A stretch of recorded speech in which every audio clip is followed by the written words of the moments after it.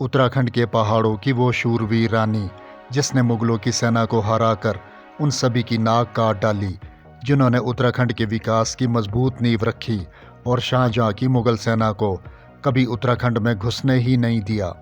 देवभूमि कहे जाने वाले उत्तराखंड का पहला ऐतिहासिक राजवंश कत्यूरी राजवंश को माना जाता है, जो अयोध्या के शालिवाहन शासक के वंशज थे, जिन्होंने 7वीं से 11वीं शताब्दी तक कुमाऊं और गढ़वाल के बड़े क्षेत्रों पर शासन किया, जिनकी राजधानी पहले जोशीमठ यानी कार्तिकेयपुर और बाद में बैजनाथ यानी कत्यूर घाटी थी। इसके बाद उत्तराखंड के गढ़वाल क्षेत्र में परमार यानी पवार और कुमाऊं क्षेत्र में चंद राजवंशों का शासन स्थापित हुआ। लेकिन आज हम आपको बताएंगे गढ़वाल के पवार राजवंश की एक ऐसी रानी की कहानी जिसने अपने शासनकाल में असाधारण बुद्धिमत्ता, रणनीतिक कौशल और अटूट बहादुरी से गढ़वाल को मुगलों, कुमाऊं और सिरमौर जैसे पड़ोसी दुश्मनों की लालच भरी नज़रों से बचाकर सुरक्षित रखा। ये थी 17वीं शताब्दी में जन्मी रानी कर्णावती। रानी कर्णावती की कहानी शुरू होती है गढ़वाल रियासत से, जिसे आज का उत्तराखंड गढ़वाल क्षेत्र कहा जाता है, जो हिमालय की गोद में बसा एक छोटा लेकिन दुर्गम राज्य था। यहाँ के राजा पवार वंश के थे, जो 14वीं शताब्दी से यहाँ शासन कर रहे थे, जिसकी राजधानी पहले देवलगढ़ थी। फिर राजा महिपत शाह ने 1622 ईस्वी में इसे श्रीनगर में शिफ्ट कर दिया। उस समय इस राज्य की सीमा गंगोत्री, यमुनोत्री और टिहरी से लेकर कुमाऊं और तिब्बत तक फैली थी। दोस्तों, आपको ये जानकर हैरानी होगी कि यहाँ की भौगोलिक स्थिति ही यहाँ के लोगों का सबसे बड़ा हथियार थी।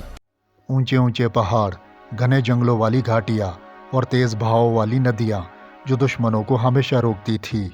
लेकिन यहाँ चुनौतियाँ भी कम नहीं थी।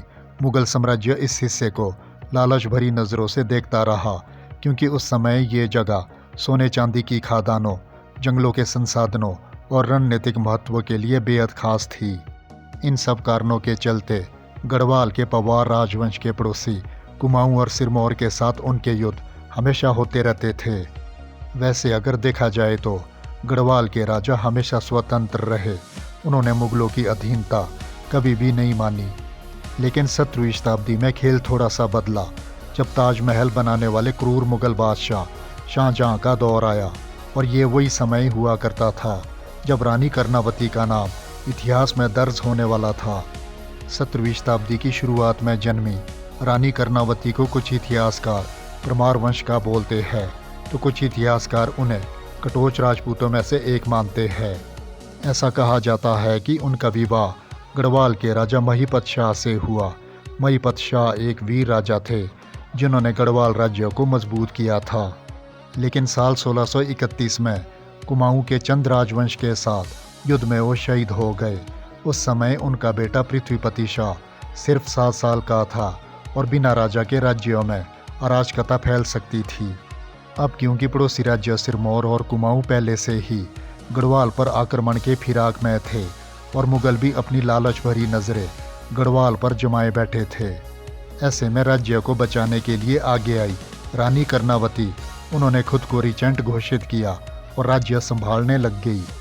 उनके विश्वास पात्र सेनापति माधव सिंह भंडारी, बनवारी दास तंवर, लोदीरी खोला और दौलत विग ने उनका साथ दिया, क्योंकि रानी कर्णावती न केवल एक माँ थी, बल्कि एक कुशल प्रशासक और रणनीतिकार भी थी। रानी कर्णावती का शुरुआती जीवन चुनौतियों से भरा पड़ा था, क्योंकि वो राजपूत वंश से थी, इसलिए वो बचपन से ही युद्ध कौशल में माहिर थी। गढ़वाली लोक कथाओं में ये कहा जाता है कि रानी कर्णावती तीरंदाजी, तलवारबाजी और घुड़सवारी में माहिर थी। रानी कर्णावती ने शादी के बाद अपने राज्यों की महिलाओं को भी सशक्त बनाया था। अब मुगल गढ़वाल रियासत पर कब्जा करना चाहते थे और इसका कारण था गढ़वाल के राजा द्वारा किया गया कार्य। दरअसल 1628 ईस्वी में शाहजहां का ताजपोशी समारोह आगरा में हुआ, जिसमें सभी छोटी बड़ी रियासतों को निमंत्रण भेजे गए। लेकिन गढ़वाल के राजा महिपत शाह ने निमंत्रण को ठुकरा दिया। अब क्योंकि ये मुगलों के लिए बड़ा अपमान था, इसलिए शाहजहां को ये लगा कि एक छोटी सी रियासत द्वारा की गई ये एक बहुत बड़ी गुस्ताखी है। और फिर 1631 ईस्वी में कुमाऊं के चंद राजवंश से युद्ध में राजा महिपत शाह की मौत के बाद शाहजहां को रानी के कमज़ोर शासन का फ़ायदा उठाने का मौका मिल गया। साल 1640 ईस्वी में शाहजहां ने गढ़वाल को जीतने का आदेश दिया। कांगड़ा के फौजदार नजावत खान को राजा के इस हुक्म को पूरा करने की जिम्मेदारी मिली। उसे इस युद्ध को जीतने के लिए 1 लाख सैनिक दिए गए। उसी समय सिरमौर के राजा बुधकांत प्रकाश ने भी मुगलों का साथ दिया और बदले में मुगलों ने उसे गढ़वाल के कुछ इलाके देने का वादा किया। अब मुगल सेना ने युद्ध का बिगुल बजाया और यमुना क्रॉस करके पार चले गए और इसके बाद उन्होंने प्रवेश किया दून घाटी में, जहां उन्होंने कालसी का किला जीता और उसे सिरमौर के राजा को उपहार में दिया। लेकिन कालसी जीतने के बाद मुगल दून पर कब्जा करने के लिए संतूर और ऋषिकेश पहुंचे और सरगाह आश्रम होते हुए गंगा किनारे श्रीनगर की तरफ आगे बढ़े। उन्होंने देवप्रयाग के पास गंगा किनारे पड़ाव डाला। इसके बाद सेनापति नजावत खान ने रानी कर्णावती को संदेश भेजा।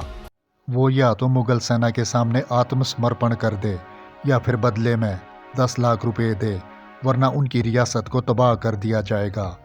अब 10 लाख रुपए उस समय एक बहुत बड़ी रकम हुआ करती थी। नजावत खान का संदेश सुनने के बाद रानी ये बात अच्छी तरह से जानती थी कि मुगल सेना उनकी सेना के मुकाबले में संख्या में बहुत अधिक है। लेकिन रानी को ये भी अच्छे से पता था कि गढ़वाल की संकरी घाटियाँ मुगलों का कब्रिस्तान बन सकती है और इसलिए रानी कर्णावती ने अपनी हिम्मत नहीं हारी। उन्होंने नजावत खान को जवाब दिया वो 10 लाख रुपए देने को तैयार है, लेकिन वो 10 लाख रुपए एक साथ नहीं दे सकती, बल्कि बाकी की बची हुई राशि मुगलों को कुछ दिनों बाद दी जाएगी। साथ ही रानी ने संदेश के साथ 1 लाख रुपए भी भेज दिए, जिसे पाकर नजावत खान खुश हो गया। नजावत खान मन ही मन ये सोचने लगा कि रानी जैसे ही बचे हुए पैसे को देने आएगी, तब वो पैसे लेने के पश्चात रानी को बंदी बना लेंगे। इससे उनकी जीत और आसान हो जाएगी। नजावत खान इस भ्रम में गंगा किनारे रानी का इंतज़ार करने लगा, लेकिन ये रानी की एक चाल थी। वीडियो के साथ आगे बढ़ने से पहले कृपया वीडियो को लाइक करें और चैनल को सब्सक्राइब करें। कुछ दिनों की मोहलत में उन्होंने पैसे की जगह सेना इकट्ठी की और अपने सेनापतियों के साथ योजना बनाई। रानी कर्णावती के आदेश पर माधव सिंह भंडारी ने पहाड़ों के ऊपर सेना को इकट्ठा किया। बनवारी दास ने रसद का इंतज़ाम किया। लोधी रिखोला ने घुड़सवार तैयार किए और पहाड़ की घाटियों में दोनों तरफ सुरक्षा के लिए बड़े बड़े पत्थर इकट्ठा कर लिए।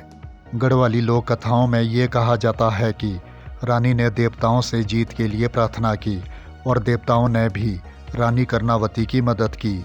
जब मुगल सेना आराम कर रही थी, तभी रानी ने अपनी सेना को हमला करने का आदेश दिया। रानी कर्णावती की सेना के हमले के साथ ही पहाड़ों से चट्टानें अपने आप गिरने लगी। उस मंजर को देखकर ऐसा लग रहा था मानो जैसे प्रकृति खुद मुगलों के खिलाफ उतर आई हो। रानी कर्णावती की सेना और प्रकृति के हमले से मुगल सेना घबरा गई। हजारों सैनिक चट्टानों के नीचे दब गए। कुछ मारे गए और कुछ गंगा नदी में बह गए। कुछ भागे, लेकिन गढ़वाली सैनिकों ने उन्हें घेर लिया। लगभग 30,000 सैनिकों को बंदी बनाया गया। इस युद्ध से नजावत खान किसी तरह से बचकर भाग निकला, लेकिन उसकी सेना पूरी तरह से तबाह हो चुकी थी। रानी ने दयालुता दिखाते हुए बंदियों की जान बख्शी, लेकिन बदले में उन सब की नाक काट दी और उन नाक कटे सैनिकों को वापस मुगल दरबार में भेज दिया।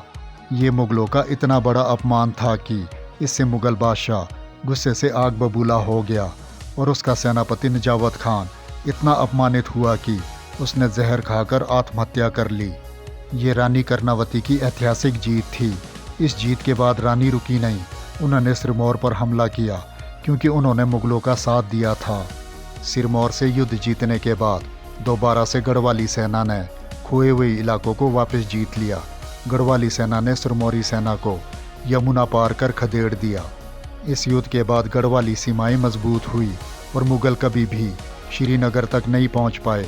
लोक कथाओं में ये कहा जाता है कि गढ़वाल में उड़ने वाले मसान और देवताओं ने दुश्मनों को रोका था। उस समय कई मुगल सैनिकों ने ऐसे होते हुए देखा भी था, जिसकी वजह से मुगलों के दिल में खौफ हमेशा जिंदा रहा। मुगल सैनिक अब गढ़वाल की तरफ आंख उठाने से भी डरने लगा था। रानी कर्णावती सिर्फ योद्धा नहीं थी बल्कि एक दूरदर्शी शासक थी। उन्होंने देहरादून में राजपुर नहर बनवाई, जो सबसे पुरानी नहर कही जाती है। ये नहर रिस्पाना नदी से पानी लाती थी और स्थानीय कृषि को समृद्ध बनाती थी। केवल इतना ही नहीं, रानी कर्णावती के सेनापति माधव सिंह भंडारी भी एक चतुर इंजीनियर थे। उन्होंने तिब्बत के खिलाफ युद्ध में बड़ी जीत हासिल की थी। साथ ही उन्होंने मलिखा गांव में सूखी ज़मीन पर सिंचाई के लिए चट्टान काटकर सुरंग बनाने के लिए भी जाना जाता है। इसके अलावा रानी कर्णावती ने नवादा में खूबसूरत महल बनवाया, करणपुर गांव बसाया और गढ़वाल को आर्थिक रूप से मजबूत बनाया। रानी कर्णावती की वीरता और निर्माण कार्य आज भी उत्तराखंड में जीवित है। लोक कथाओं में उन्हें देवी का अवतार माना जाता है। ऐसा कहा जाता है कि शाहजहां की करारी शिकस्त के बाद मुगलों ने कभी भी गढ़वाल पर दोबारा हमला नहीं किया। तो वहीं रानी कर्णावती की मृत्यु के बाद उसके बेटे पृथ्वीपति शाह ने राजगद्दी संभाली, लेकिन रानी की नीतियाँ हमेशा जारी रही और आज भी करणपुर इलाका उनकी याद दिलाता है। तो दोस्तों, ये थी महान शूरवीर रानी कर्णावती की कहानी। दोस्तों, क्या आप इससे पहले रानी कर्णावती के बारे में इतना विस्तार से जानते थे?